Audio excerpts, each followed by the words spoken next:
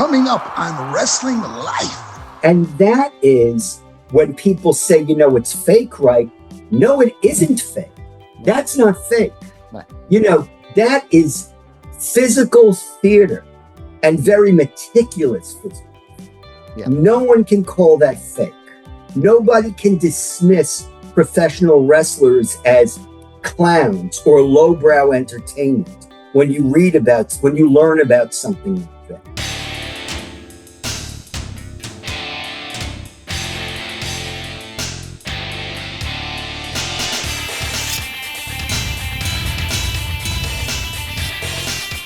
This is Wrestling Life with Ben Veal, the show that celebrates wrestling's past, present, and future with real talk from real talent. Joining me in the Wrestling Life studio today is a New York Times best-selling author, WWE historian, and like me, a monthly columnist for Inside the Ropes magazine. His skills with words I've admired for the longest time, dating right back to when my Wrestling Life first began, enjoying his features each month in the official WWF magazine. My very special guest has authored numerous fantastic books, including helping the Nature Boy Ric Flair, superstar Billy Graham, and classy Freddie Blassie tell their stories powerfully through the written word. There is so much that I could ask my guest about, and I promise you this won't be his only appearance on Wrestling Life. But today we're going to be focusing our conversation all around his fantastic new book, Bigger, Badder, Better, WrestleMania 3 and the Year It All Changed. Joining me from New York City, welcome to the show, is my guest, of course, Mr. Keith Elliot Greenberg. Your guest, and now I would say your friend. We've gotten to know each other pretty well these last months.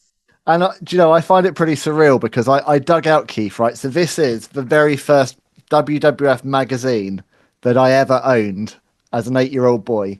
And I bought this issue specifically because it had the feature on SummerSlam 1992. And who wrote this little one? But Mr. Keith Elliot Greenberg. Myself and Luigi and Freedom. And Luigi and Freedom wrote that.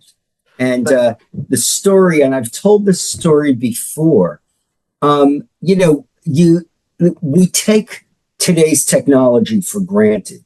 And I remember in 1992, Lou Gianfrido and I wrote that story. We wrote it at WWE's headquarters. And we were waiting for some of the TV people.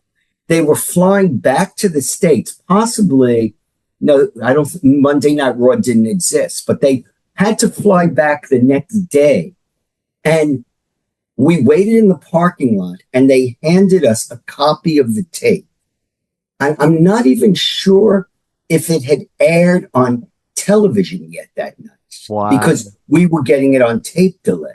So they handed us the copy and Louie and I went into the office and watched the tape of SummerSlam 92, less than 24 hours after it transpired. And we were tagging off. We were each writing portions of the event, each covering portions of the event, but also reading each other's stuff. So we were very much in sync. Wow. Yeah, because of course, I was so used and I grew up to, as did all my friends here in the UK. This is, of course, the November 1992 issue of the magazine, right. Reading about what happened in August. That was just the norm. So I was always about two and a half months behind whatever. Yes, we all were. Yeah. And that's no different than the way I grew up reading Inside Wrestling and The Wrestler. We were always about 2 months behind. And I can remember going down to Florida to visit my aunt and uncle. And I would watch Florida Championship Wrestling. And I'm like, wait a second, Terry Funk is the champion now? When did that happen? Yeah, simpler times, I think, in many regards. Yeah. Dare I say, better times. Certainly, I had so much kind of excitement when every new magazine came out because that was my portal into the world of the WWF. And I do miss those days of being excited about that wrestling product. I mean, then again, you were a child. So, I was. This is true. I am sure that, an 8 or a 9-year-old kid who goes on YouTube and watches highlights the day after. Maybe they're not allowed to stay up to watch Monday Night Raw or AEW Dynamite, if we're going to be fair and balanced here. And they watch highlights the next day. I'm sure they're equally excited. Yeah, I'm sure they are. It's when you look back on youth, and it's whatever it was when you're a kid, always has a special place, doesn't it? Yes, it does. And when people say, well, what was the greatest period of professional wrestling? I always say, when you were 11 years old, that was the greatest period. And it doesn't matter how old you are or which era you grew up in, that was the greatest period. When you got hooked, when you became a convert. And I think that's why this book we're talking about today is so special, because WrestleMania 3 and that whole kind of period of the mid-80s rock and wrestling movement was the point that so many people became converted to the world of wrestling. The first thing I want to say before we jump into talking about the book is, I'm not just paying lip service here. This book is genuinely superb. I've already read it a couple of times. I'm not just putting it over because you're my guest, Keith, or you're my friend, but it is genuinely tremendous because, this is much, much more than a book on WrestleMania 3. And for anyone who maybe wasn't necessarily watching the product at this period and thinks, I don't need a whole book on WrestleMania 3, very much you've put that book at the centerpiece of the narrative. But this is a story that's really about exploring the wide world of sports entertainment and how this vision that Vince McMahon had in the 1980s paved the way for the WWE that we see today. You touch on so much in this book, from all the different territories that were affected by Vince's takeover, if you will, all the way through to the impact it had on the British wrestling product, and up to where we are today with the juggernaut that is WWE. So I love this book. I think it's tremendous, and I'm going to encourage everyone to go out and get a copy. Thank you. I appreciate that. And it was important to me, as it always is, to put every story in context. And it's interesting. I'm reading a book now, came out in 2022, about the New York Knicks, my basketball team, about their exploits through the 1990s. Okay. And I'm studying it to see how this author, whose name is Chris Herring, took a decade and could tell that story and keep your attention. And he did that by making different characters bigger with each story. As he talks about the various seasons, he tends to focus on one member of the team or the coach, or a member of a rival squad. But one way or another, it's a narrative that's very smooth, because you always need to learn how to tell a good story. Cool. I read your book. I learned things there. I think you can't write without reading. No, absolutely. And I think when I saw that you were bringing this book out, I mean, what immediately jumped out at me is, and it took me a minute to really think, why is he centering it around this? Because the obvious choice I would have thought at the starting point was to write a book about the birth of WrestleMania. But then you realize how giant WrestleMania 3 was. What inspired you to write this book and place WrestleMania 3 right at the heart of, this deep dive into wrestling in the 80s? This occurred after around the week of WrestleMania 39. I was in Los Angeles and I found myself getting into conversations with people. WrestleMania week is a fantastic week. And I haven't been to any of the Clash at the Castles, but Kenny McIntosh, our mutual friend and associate, has told me the vibe was similar to WrestleMania.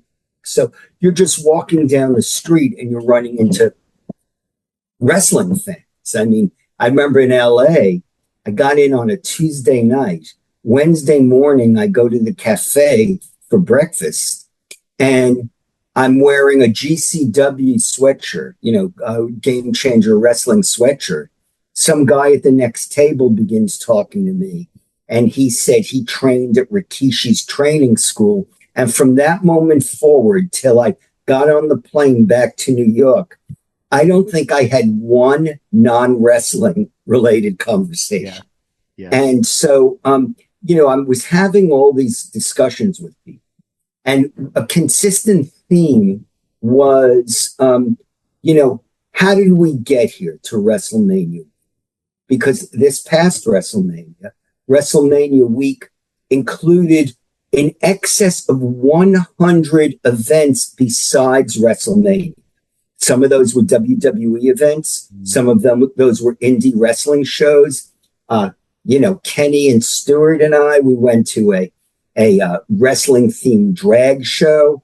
My friends Randy and Susie Tyson, who opened a wrestling themed bar in Las Vegas. We went to a female lucha show. Wow. So, there was all these different things going on the entire week.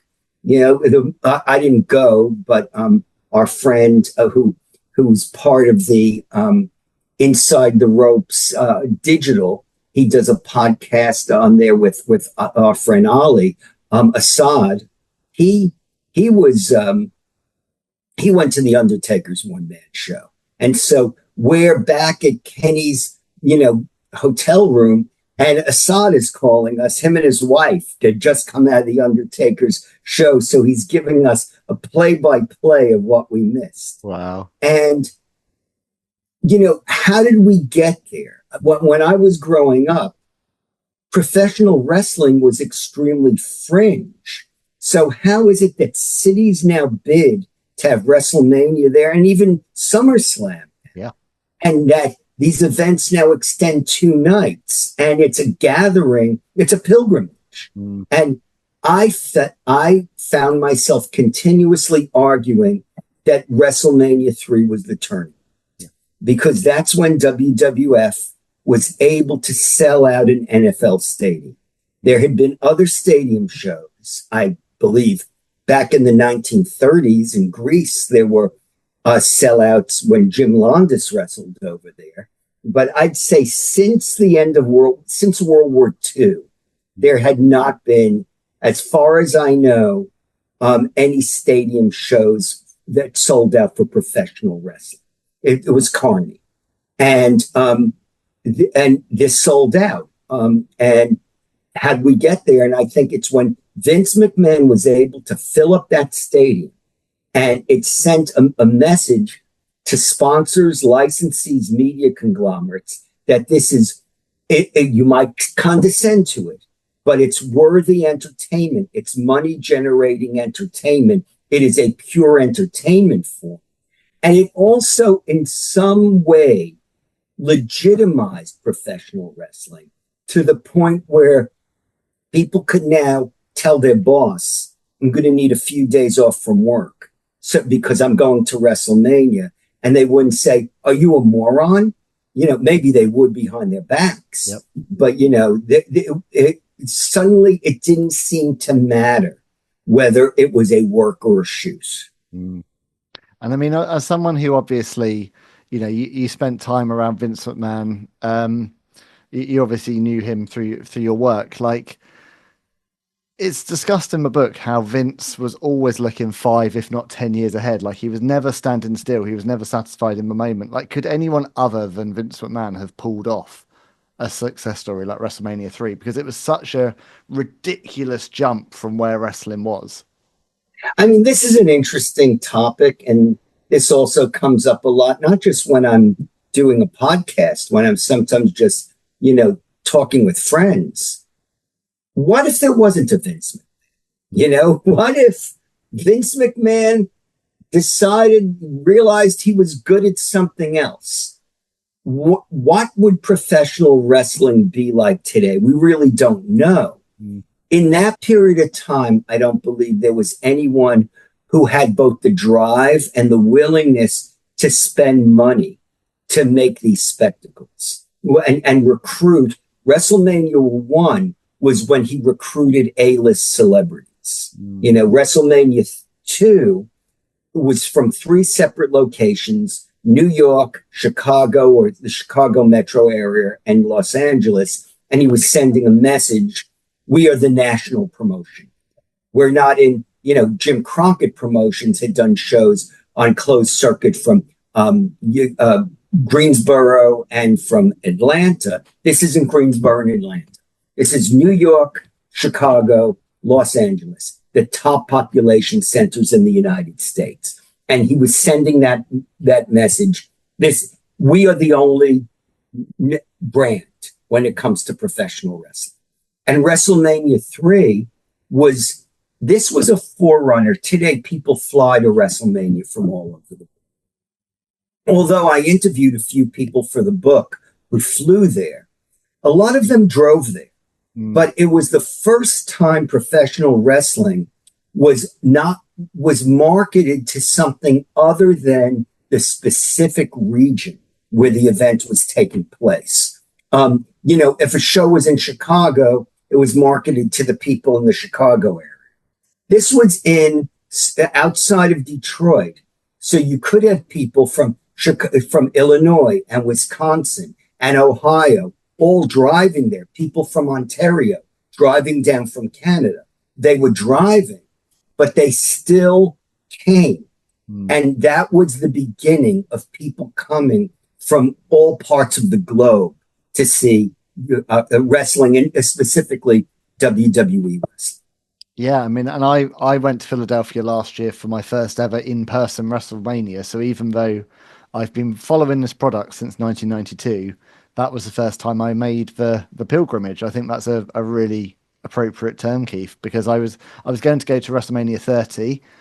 Just as I was looking into tickets, we found out we were pregnant with our first son, and I couldn't really swing that one with my other half. Yeah, I mean, you could, but you probably wouldn't be married. Exactly. WrestleMania 40, I'd launched this podcast. I was at least vaguely able to say this element to it. But I found the experience so overwhelming, like genuinely, like too much. I wasn't prepared. But you see all these events that are happening when you're looking on social media and you see, oh, there's this indie show here or someone's doing a comedy show. It all seems doable.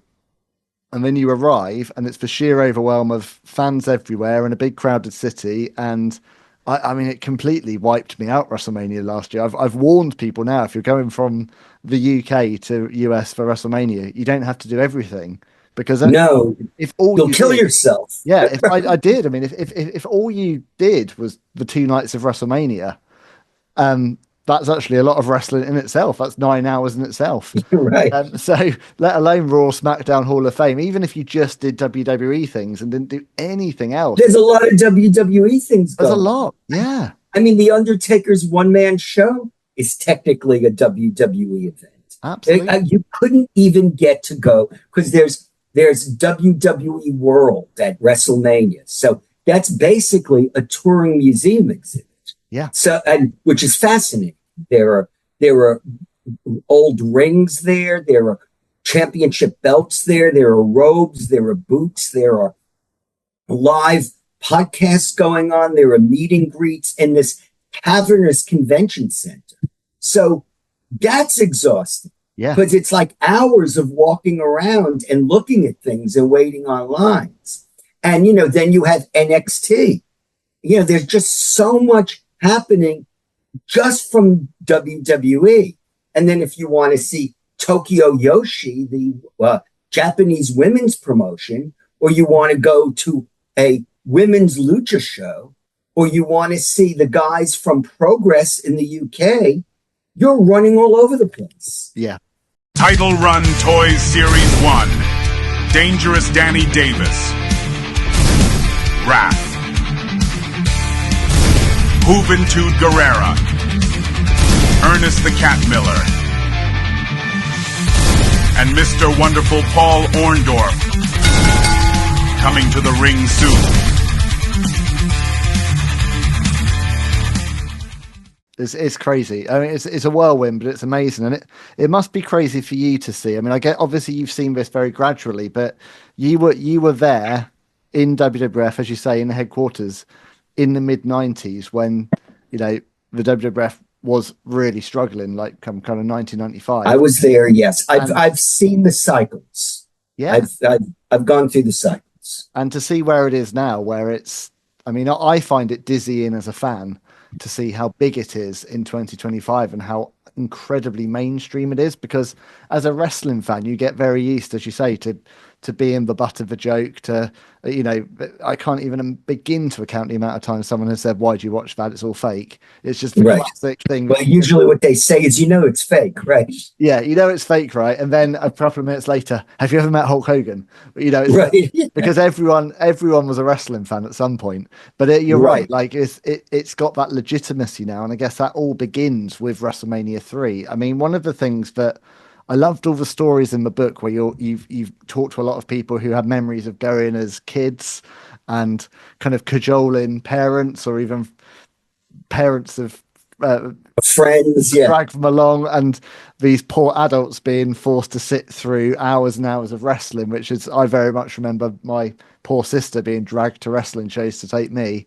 But I love all the talk in the book around the Pontiac Silverdome, because that's such an iconic, spectacular venue, but it's a venue that, as you described beautifully in the book, was structurally very, very problematic. And we have all seen it immortalized on VHS as this incredible dome, which just really adds to the allure. I mean, how big a role do you feel that the aesthetics of the Silverdome played? I mean, I haven't taken that into an account, but I mean, it was an inflatable dome. And I believe Steve Taylor, who's the former photographer for former chief photographer, later vice president of operations for WWE.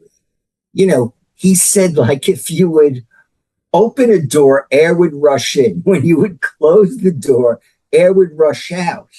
And when they were calculating where the lighting grids would be situated, they had to take into account that at a certain point of the night, not that the dome would completely deflate, but enough air would leave that the lighting grids would be lowered somewhat. Wow.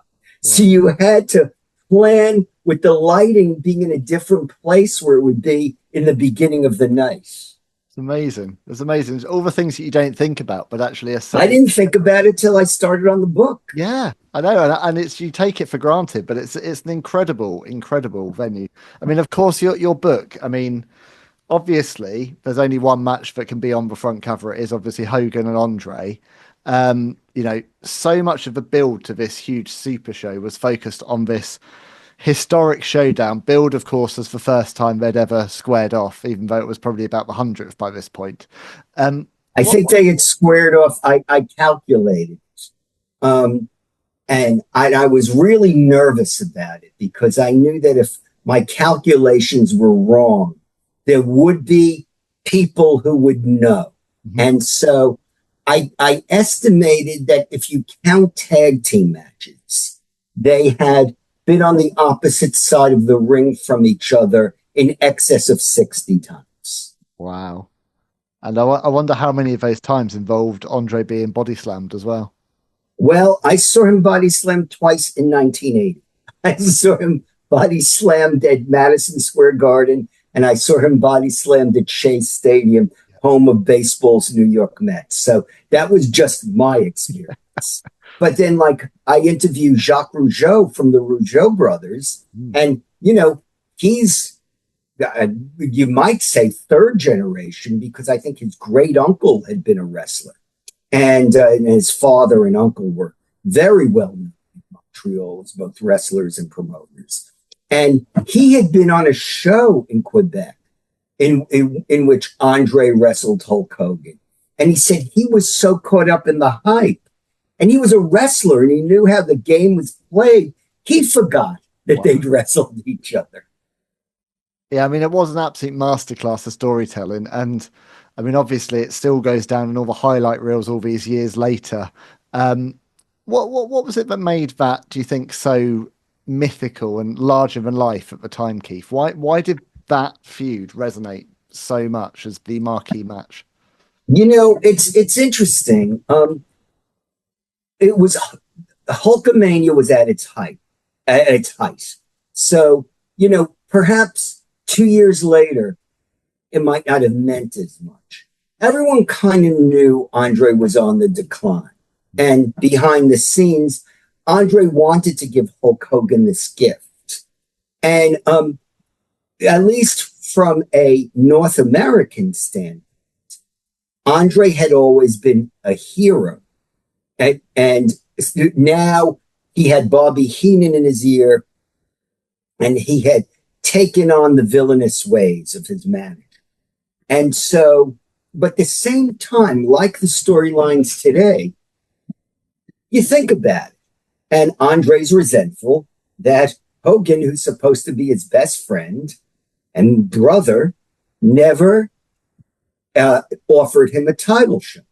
Now, of course, you could say, well, he never asked for one, so how would Hogan have known? But it was just enough to get you thinking like, yeah, well, maybe Andre has to do this. Maybe he has to be a little vicious. I mean, maybe Hogan's gone a little selfish over here. You know, there's more people on this earth than Hulk Hogan. Maybe he should have thought about what it feels like to be Andre. And everyone from adults to small children was caught up in that. And, you know, and again, it was at the right point of their careers.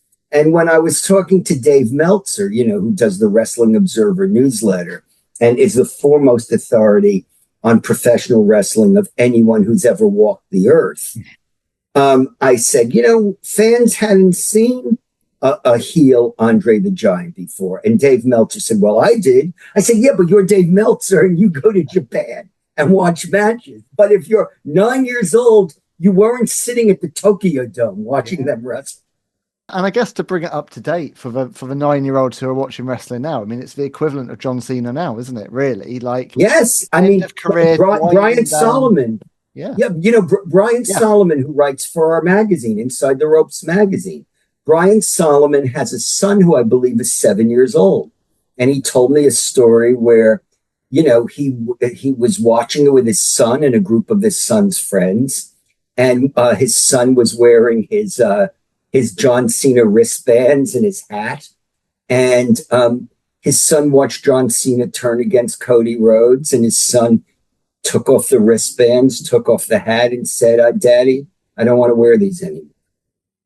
Well, that's powerful. I mean, that's storytelling. I mean, my son's 6. He loves John Cena, and I was explaining to John Cena that because he doesn't really watch for product yet. His experience really is action figures and video games. I'm still at the point where I'm not sure at what point I really want him to see it. I was 8 years old when I started, and also the product I was watching was far more suited, I think, to a young child than today's product. So I'm still on the fence about what point he really sees wrestling, but he knows enough of John Cena that he loves John Cena. And I was explaining, well, John Cena's a bad guy now, and he's like, oh, I still love John Cena. I want to see him. So it's I mean, it's the equivalent, isn't it? But I hadn't thought of that until now, but maybe this was like Andre's point. Andre knows he's on the way out. And not only does it make sense for storyline, but also to have the joy of playing the heel and the experience of being booed by the crowd is probably something you really want to experience as a headliner before your time. It's funny you say that because, you know, Andre was very close with Timmy White, the referee. Mm-hmm.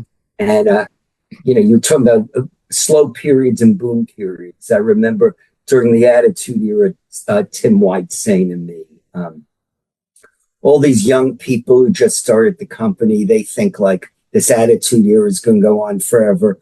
Wait until the cycle goes the other way. Boy, are they going to be in for a rude awakening. And Timmy White said, because at the end of the book, I talk about Europe, particularly the UK, but, you know, how the wrestlers in the UK who come out of joint promotions and All-Star, you know, they're awed by, when they finally get to see the tape 3 months later, they're awed by the spectacle of WrestleMania 3, but they're thinking, well, whoever this Vince McMahon is, he's never going to come over here. Look how busy he is over in the United States. And then a month or two after that, or a couple of months after that conversation, WWE runs its first show in Paris. And the wrestlers over there are like, oh my God, he's coming here too. You know, that, but I remember Timmy White, the referee, saying, went over to France for that show with Andre. And Andre, true to character, was healing it up over there in France, where he comes from, where his family was still living. And he said that Andre felt a little weird about it, but he put the business first. Yeah, absolutely. A consummate professional, and obviously goes into WrestleMania 3. He knows the job he has to do. He's obviously, as you say, on the way out health-wise. This is really Andre's one of his last big, really, really big moment. Right. Even though he had a tag team title run with Haku and an eventual babyface turn. Yeah. He was not the Andre he even was 3 years earlier. Yeah. And I mean, we talk obviously about the body slam, and obviously the whole storyline's built around, can Hulk Hogan body slam Andre the Giant? It's never happened before in the world of this story. That moment when the slam heard around the world, has still being replayed 35 years on. You were there at the time. Explain the gravity of that happening in 1987. Well, again, people had forgotten. There were, I grew up as a wrestling fan, and I had a couple of buddies who were wrestling fans who were still my friends. We were wrestling fan buddies since childhood. And, all of us, because of the hype, because it was just pounded into us every week that Andre had never been body slammed. We knew he'd been body slammed, and we knew Hulk Hogan had body slammed. But because so many other things, we were now acclimated to WWE erasing history. Like, we knew that I wrote for the WWF magazine. I couldn't say that Harley Race was a 7-time or an 8-time world champion, because that's acknowledging the rivals. So but I could write, he's been a champion all over the world, which is accurate, but he's been an NWA champion, that I couldn't say. So now we're accepting Harley Race as the king, even though we know he's the great Harley Race, the multiple NWA champion. So we're all kind of buying into the fiction like you're watching a movie. And so when Hogan, if you remember at the beginning of the match, Hogan goes to lift Andre, and Andre falls on top of him. And the referee, Joey Morello, Gorilla Monsoon's son, counts 1, 2, and he taps the mat a third time, and he's like, no, 2. And then, of course, that's used later on, saying, Bobby Heenan and Andre saying, well, we really beat him. And I remember being in an airport one day, and I used to chat with Joey Morella. And I truly believe that Joey Morella had screwed up, that he shouldn't have, that he was supposed to, pull his hand before he touched that mat the third time. And he was like late for a show or something. He was like complaining that he'd screwed up, he'd overslept or something. I was relaxed. He was wound up. But we were talking like friend to friend. And and he's long gone, so I can tell the story. I'm not violating any confidence now. He's passed away. Unfortunately, his parents have both passed away. And I said, well, so did you get a lot of heat from Vince when you hit that mat the third time? And he was like, what are you, a crazy fan? Like, that's what I was supposed to do. That was 100% choreographed. And I'm like, well, I was caught up in it.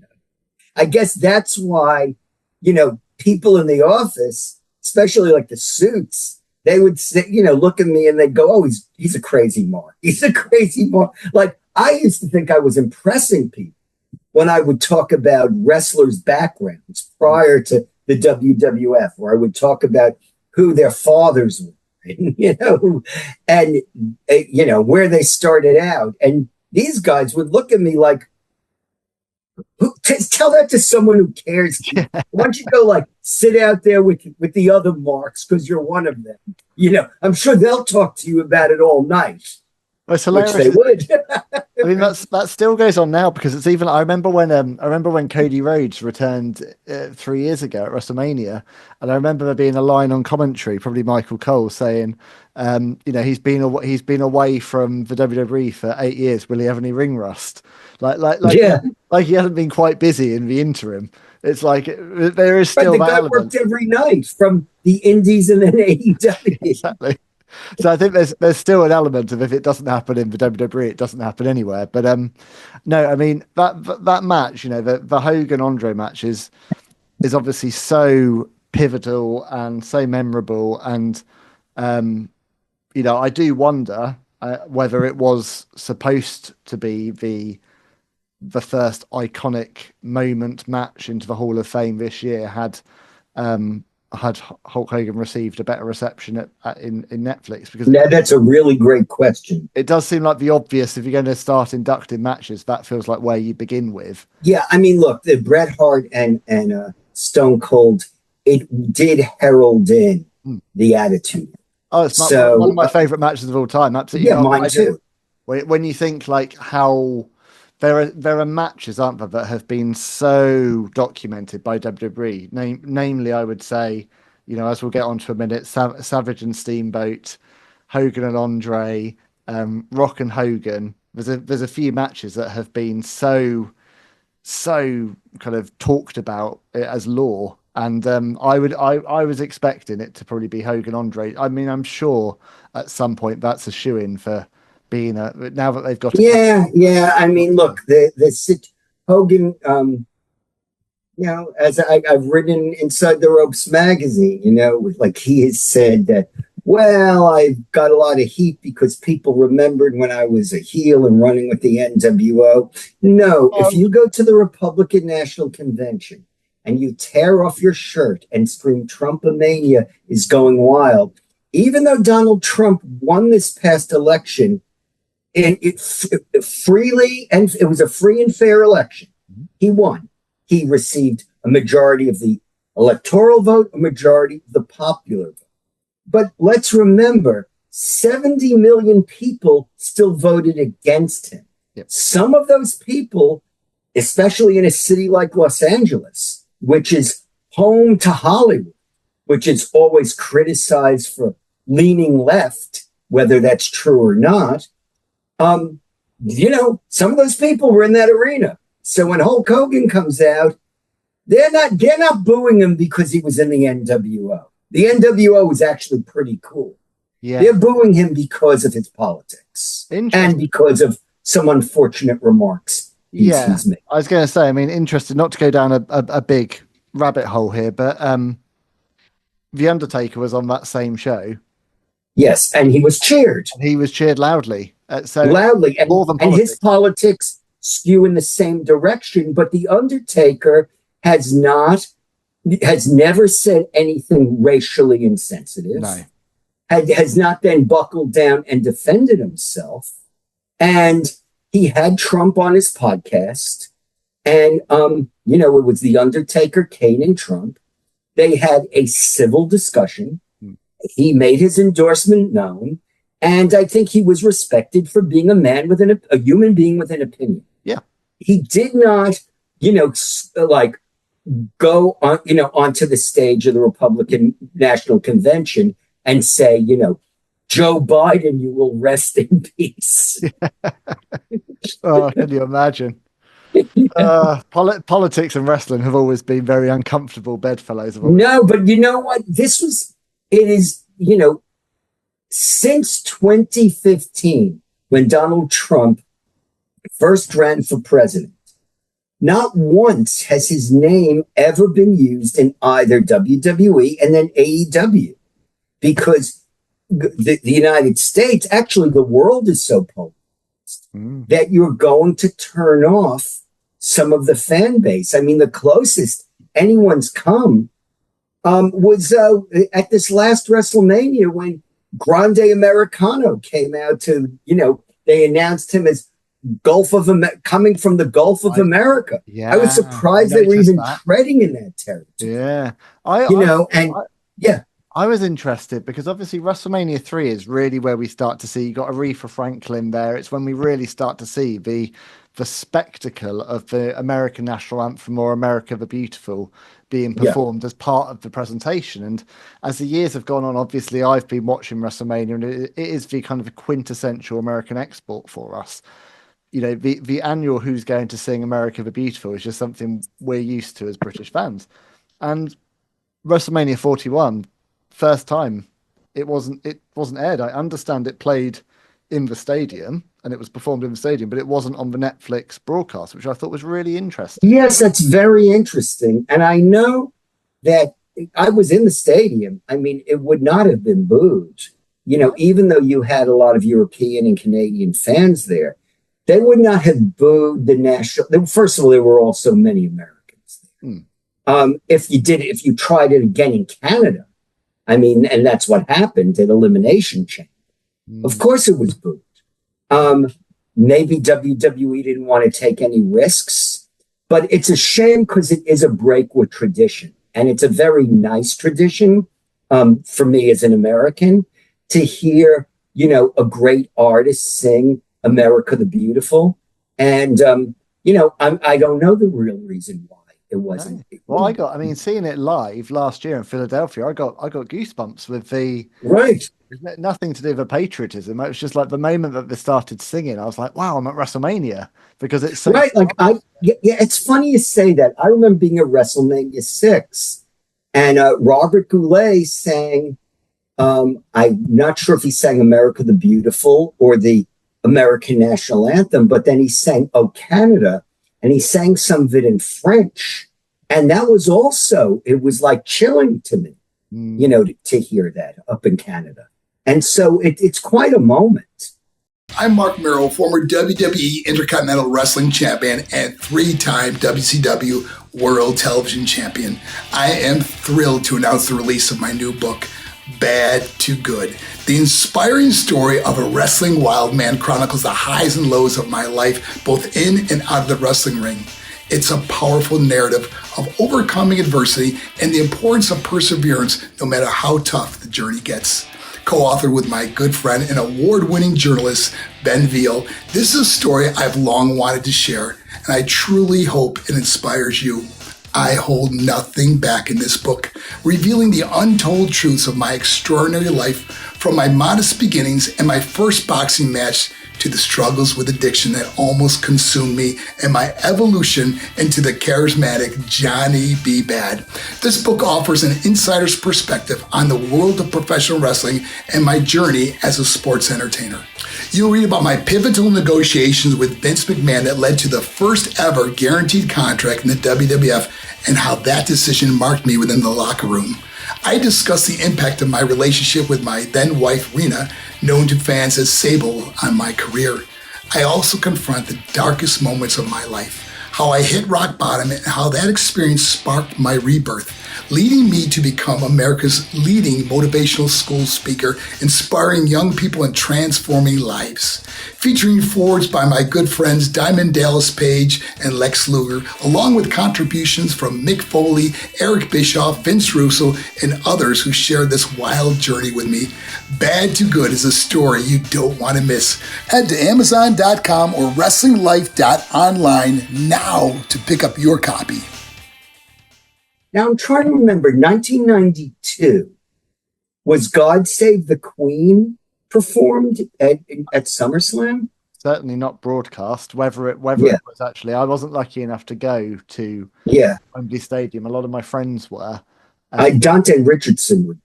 Yeah, but I'm not sure if it was ever performed. But when we get WrestleMania London and when you're over here, Keith, for WrestleMania London, it's got to happen, hasn't it? But again, it might not for the same reason. There'd be a body of people who would boo a song in celebration of the monarchy. That's true. Yeah, that's true. I mean, I was going to say particularly the Irish, but the Irish, I think they've moved on. You know, not that they've moved on. It's not that they don't remember, but Ireland has, it's a very different country than when I first started going there. Yeah, absolutely. Since the Good Friday Accords. Yeah. I'm going to steer us back because I feel like me and you could go off on a political side track for a while. Yeah. Going back to WrestleMania 3, obviously Hogan and Andre might be at the top of the card, but the match that everyone leaves the show talking about really is Randy Savage and Ricky Steamboat, this technical clinic they have for the Intercontinental title, which for years is heralded as the greatest WWF match of all time. What I found fascinating reading your book was the level of planning that went into that bout, particularly from Randy Savage's side, and how meticulously planned the entire thing was. Talk to me about that and what you uncovered. I remembered Ricky Steamboat when I co-wrote Ric Flair's book. I remember Ricky Steamboat saying he enjoyed wrestling Flair more because Flair and him could discuss a couple of high spots and then just call it in the ring. Whereas Randy Savage literally wanted to choreograph every single move, and he would number every move.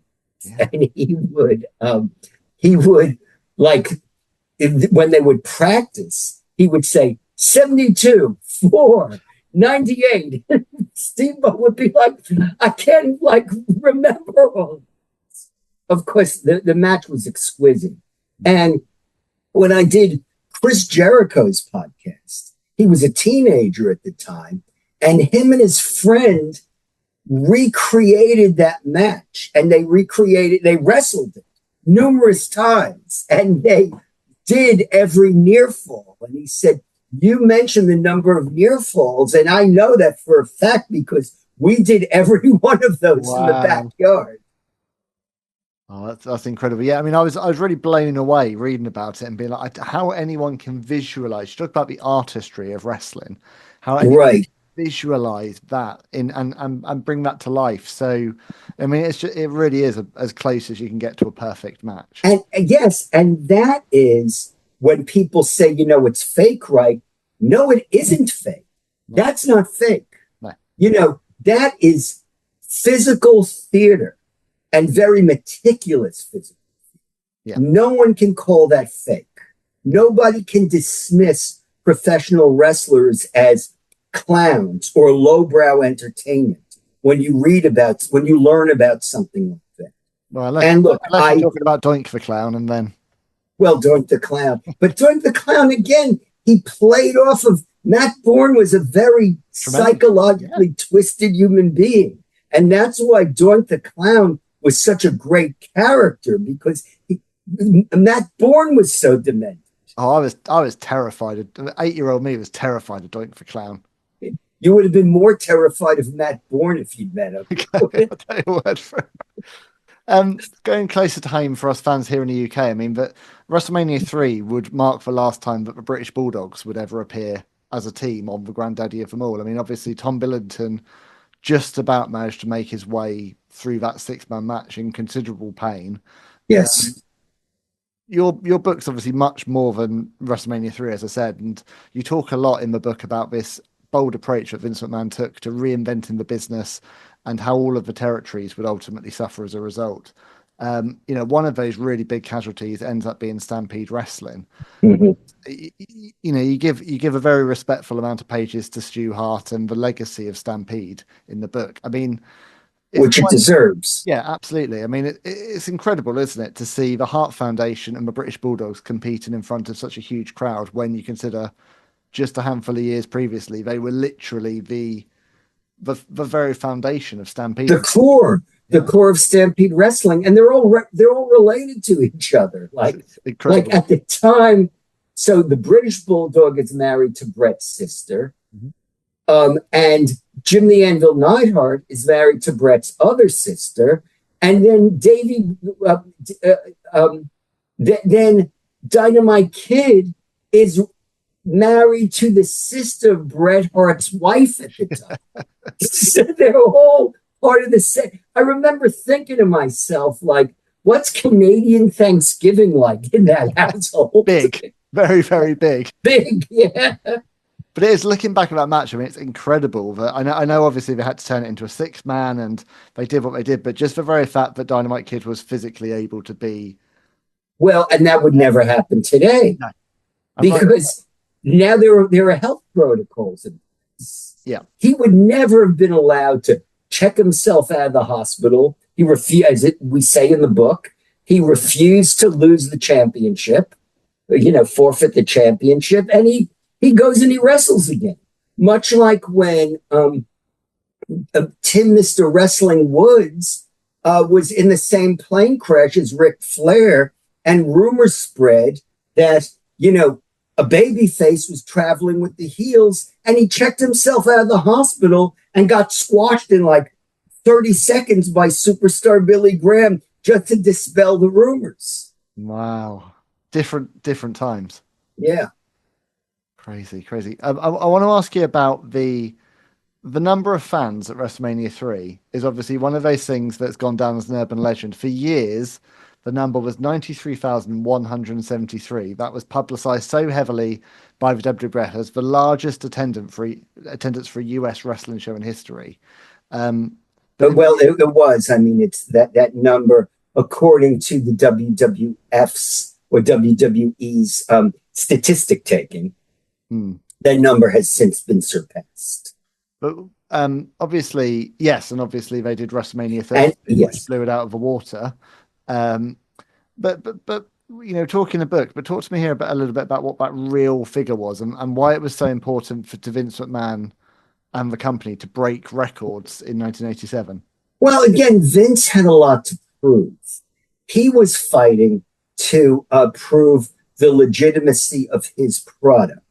And in order to do that, and in order to make those deals with sponsors and licensees, he needed to break records. And he inquired before WrestleMania 3 what the record was for that building. And he said, we're beating it. And that was before, the tickets were all sold. And so that number was conceived beforehand. And he also was aware that there was going to be a papal mass over there. Yeah. And of course, there was, I think it was Jimmy Hart who said, well, they had more, the altar was smaller than our stage. So, until I read your book, I'd never heard this. And I love the idea that Vince McMahon's like, how many is the Pope drawing? Because we've got to outdraw the Pope. Right, we're going to outdraw the Pope. And for years, they used to tell me to write in the WWF magazine, we drew more people to WrestleMania 3 than the Pope at the same venue. And ironically, at the time, I was writing for USA Today as a stringer, and I covered that papal trip to North America.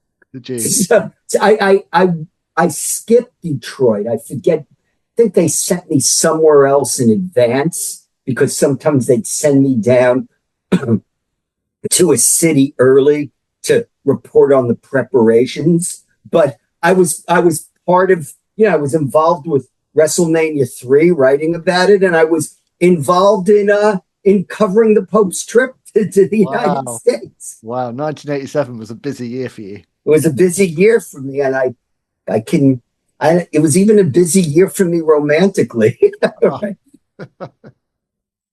I mean, one of the things I loved as well, like you talk a lot in the book about kind of all of the kind of visual and production standards that went into WrestleMania 3, and it really was a game changer, wasn't it? Because obviously WrestleMania 1 was so significant and so stacked with talent, but the company hadn't yet worked out how to present in a bigger way. So it still looked like an MSG house show, despite... Yes, it did. WrestleMania 2 had gone a lot further. They'd understood about lighting the audience, so showing the scale of the thing. So it was much more impressive. But obviously the ambition of doing 3 shows in 3 different cities was also quite fraught with problems.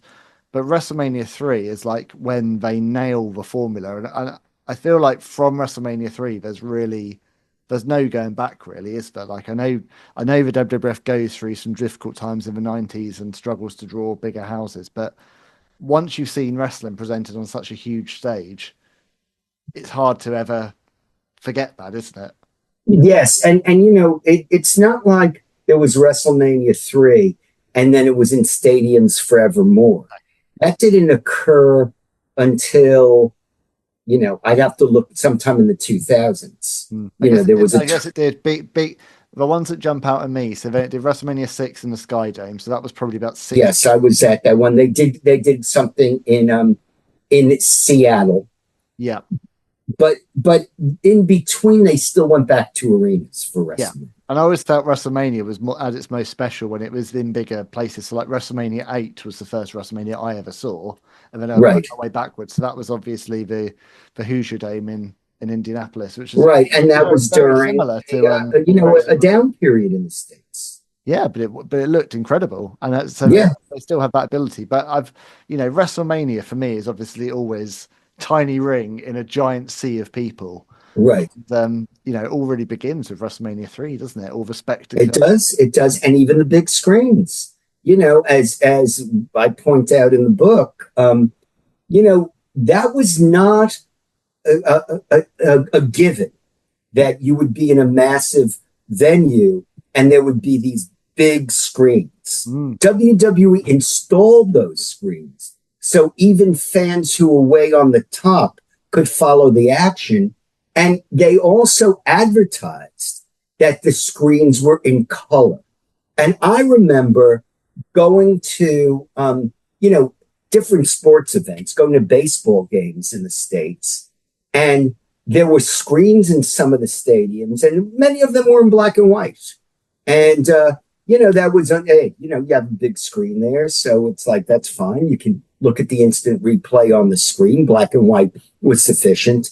But Vince McMahon wanted the fans to know they were going to have the full fan experience. And it would be vivid color right before their eyes. Well, I'll tell you what, Keith, the first 2 years that I watched wrestling was mostly black and white because I had this little kind of 7 or 8 inch set bequeathed to me, which I could watch for wrestling on in my room.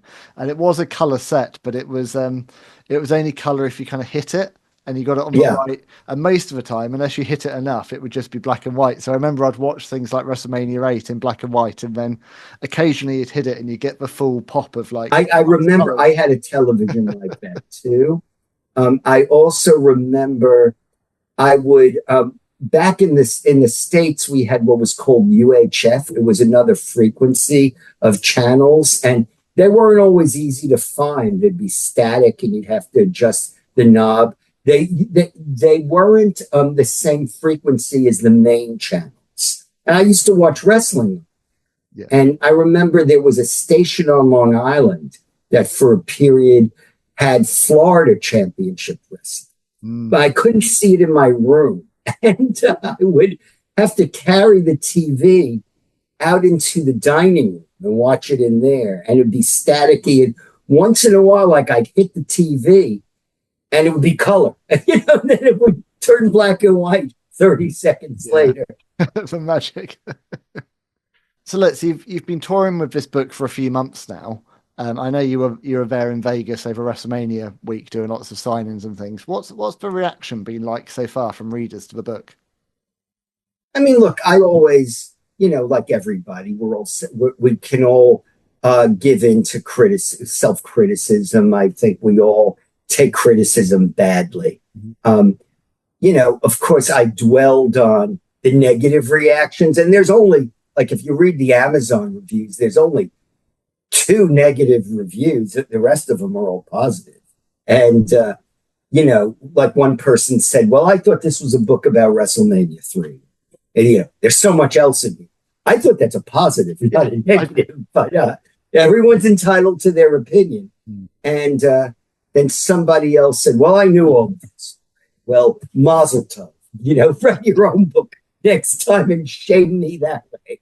Yeah. But I would say everybody else has enjoyed this. And from what I'm told by the publisher, the response they've gotten is very positive as well. Well, as I said at the start, it's published by ECW Press. I will encourage everyone to go out and buy a copy. I don't want to give too many of the stories away in this conversation today because there's a lot of gold in there.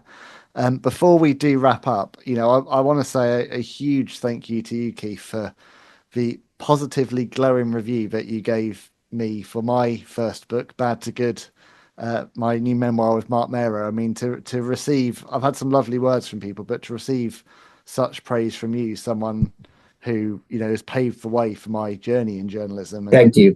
I admire. I mean, look, it was I was speaking the truth. As to put in wrestling terminology, that review was a shoot, not a work. And you know, I gave myself, as I told you, a week to read the book, and I read it in 2 days. So, you know, it moved pretty quickly. Good. It's a pleasure to write, and I couldn't have picked someone better than Marc to write a book with either. Yeah. Well, you know, I wish I'd gotten to know him better when he was in WWE, but he explains why no one really had the opportunity to know him. But again, I don't want to give that away either.